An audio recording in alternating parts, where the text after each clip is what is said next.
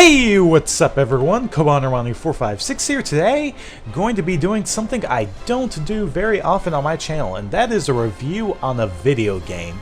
Today, we're going to be looking at Sonic Lost World for the Nintendo Wii U.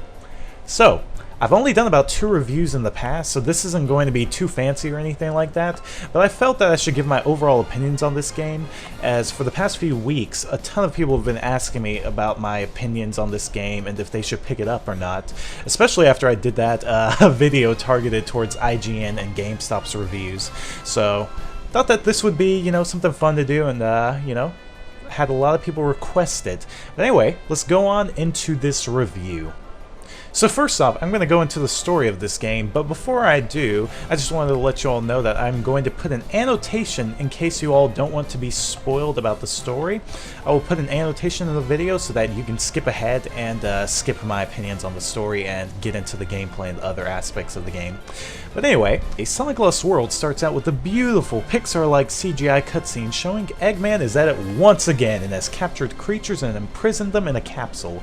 Sonic and Tails are giving chase after him in a tornado, trying to stop him, but while being chased, Eggman distracts the Doom, proceeds to shoot down the tornado, and that's when Sonic and Tails discover the Lost Hex, a new world where they run into the Deadly Six, which are under Eggman's control.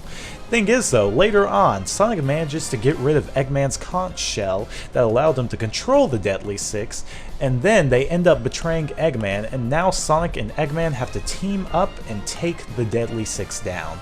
Story gets really interesting, and while I don't want to spoil too much for you all, it comes down to it being really cheesy, but at the same time pretty dark. Like for instance, there are some moments where Eggman mentions strangling a Zeddy or killing everything they know and love. And I've never seen Eggman be this menacing in a Sonic story for a very long time. The last time we actually had a plot this dark was, honestly in my opinion, Sonic Adventure 2, but at the same time it still kind of has that Sonic Colors cheesiness to where some of the lines do make you cringe. But anyway, also another thing, sadly there are some plot holes in the story, but honestly this isn't the first with a Sonic game, so nothing to be surprised about. I will say though, I love the Deadly Six and found some of them quite amusing in character. My favorites would probably have to be Zaz, who has a Miley Cyrus tongue syndrome, Zomom, who deep throats a 12-foot sub, and Zeke, who reminds me of Master Shifu from Kung Fu Panda. And Zavik is also pretty cool too, and probably one of the darker ones out of the Deadly Six. Overall though, the story isn't the best, but it's a lot better than what we've seen in Generations and some other recent Sonic games. But now that we got that out of the way, let's go on into the most important thing about the game, and that is the graphics! No, seriously though, this game's graphics are absolutely gorgeous. Without a doubt, some of the best on the Nintendo Wii U, as the environments are gorgeous and beautifully done, and the game is running at a silky smooth 60 frames per second. This is literally the first HD console Sonic game that runs at a smooth 60 frames per second at a majority of the time. However, there are a few frame drops every once in a while, but it's nothing too serious, not as bad as Sonic 06 was, and that game was supposed to run at 60 frames a second.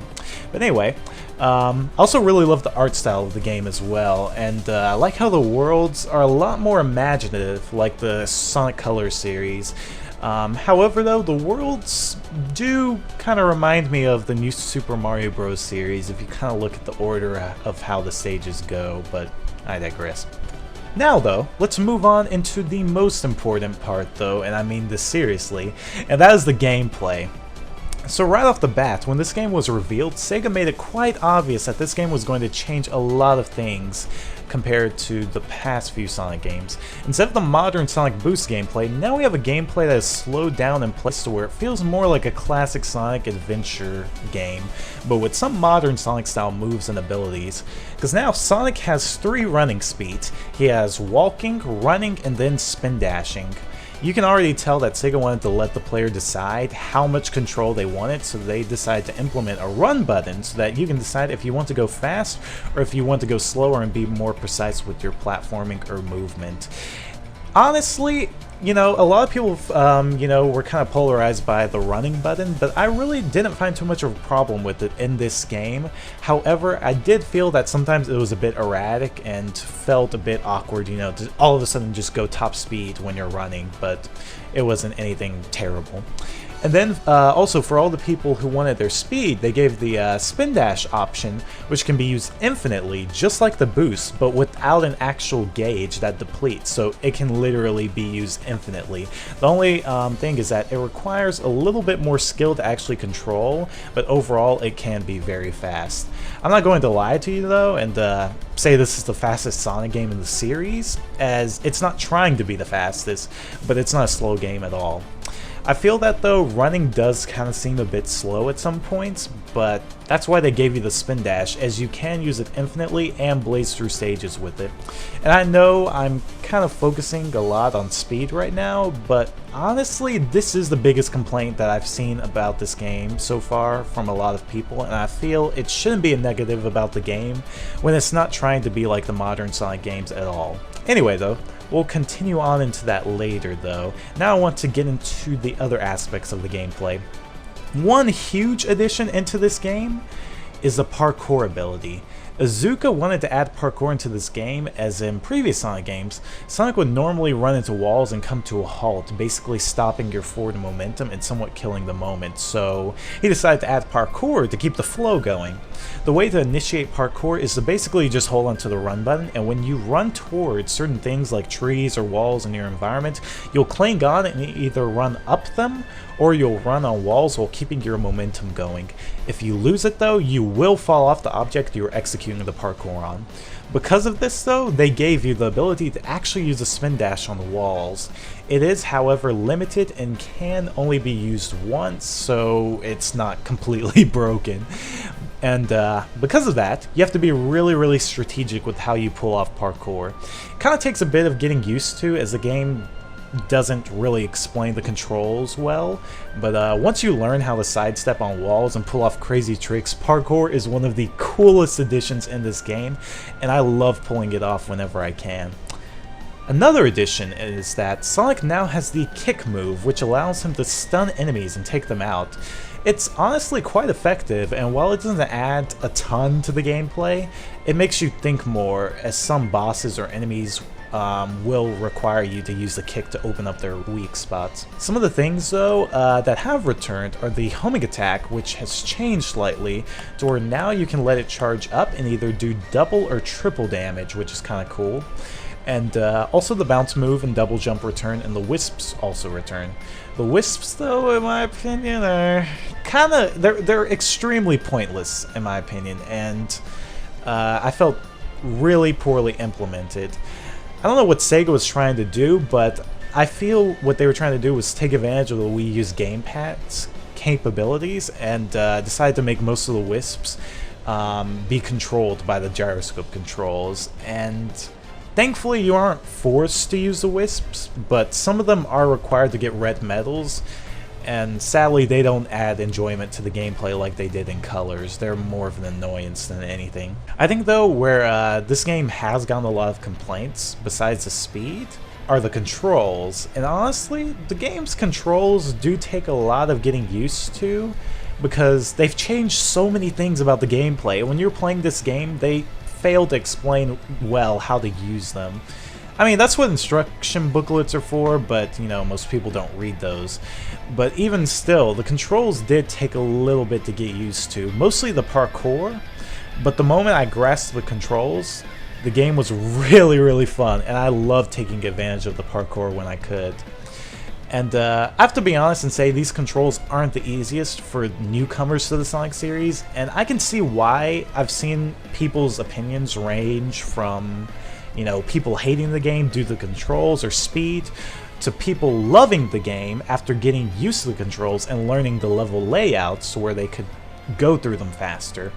You know, if you don't get used to the controls or the new gameplay style, you probably aren't going to enjoy this game at all, because when I played it first, it was somewhat polarizing and did take some time to get used to. I wouldn't say it's a bad game though because of this, but I can understand and respect other people's opinions on why they actually don't like this game. Overall though, I personally really love the gameplay and found there to be quite a lot of replay value when it comes to just speeding through the levels to get a better time or find shortcuts with the parkour. But now that we got all of that out of the way though, let's get into the stages and level design. So, in Sonic Lost World, there are 7 worlds in this game's main story, along with the hidden world, and each world contains 4 stages, so this isn't really a long game at all.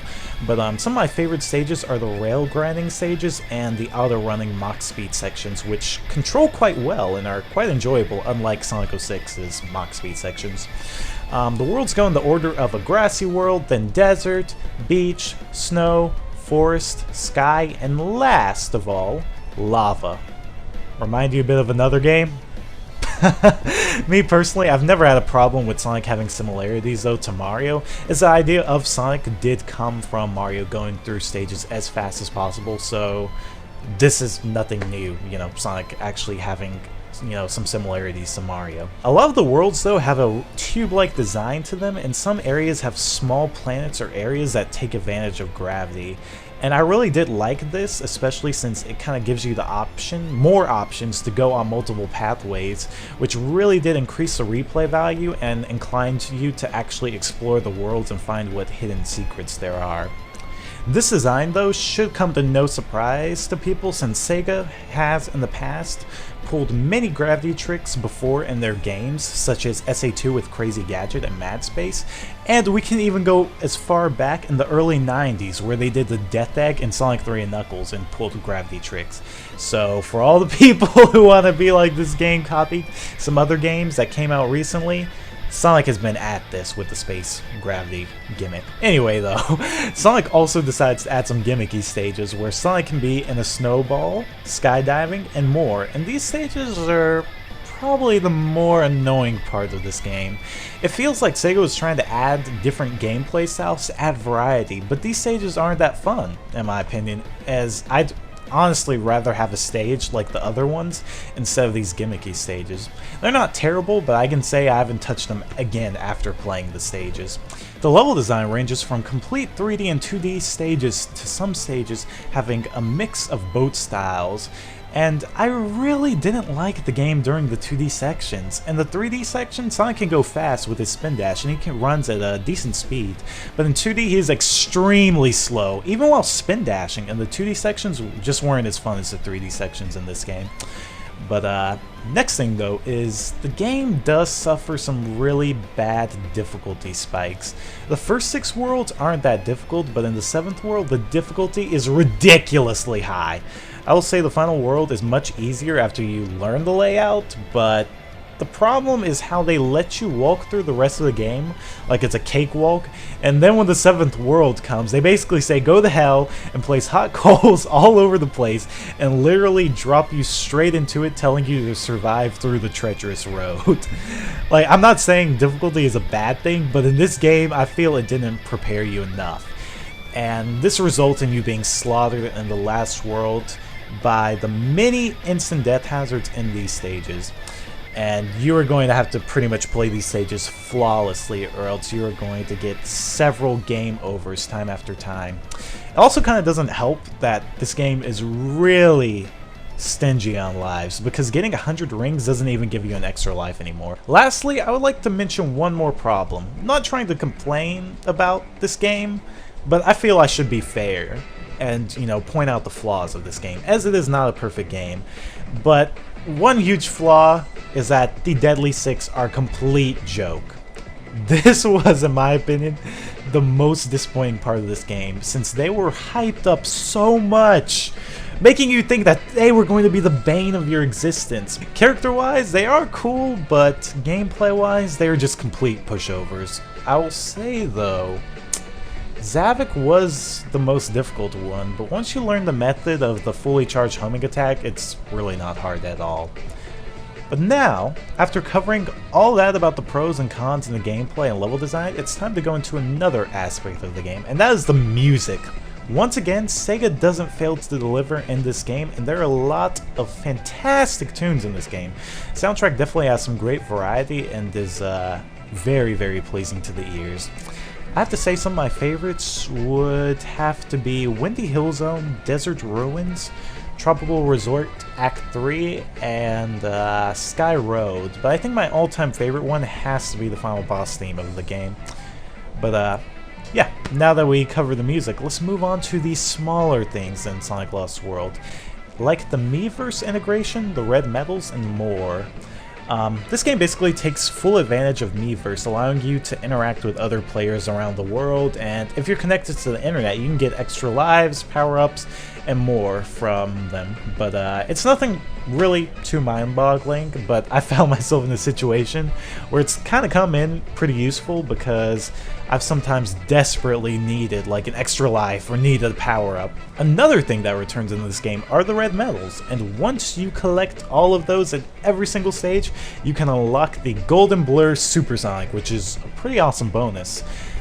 Supersonic though gets the ability to boost, and while it's fun to have all that power, he can still be killed by many hazards in this game.